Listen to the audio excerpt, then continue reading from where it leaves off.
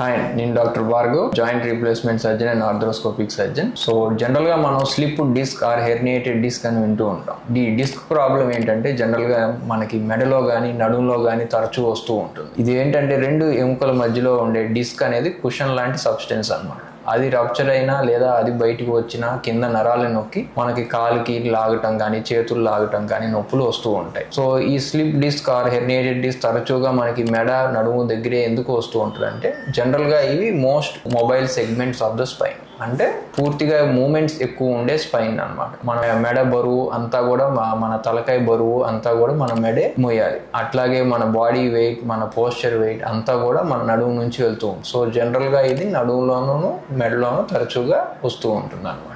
ఇబ్బందులు ఏంటంటే poor posture, improper lifting of heavy weights, అంటే మన పోస్చర్ సరిగ్గా లేకపోయినా అట్లాగే మనం బరువులు ఎక్కువ ఎత్తుతున్నా ఈ ఇబ్బందులు వస్తాయి. దీనికి మెయిన్ గా ఇబ్బంది రాకుండా ఉండడానికి ఏంటంటే proper posture is main and also not lifting heavy weights.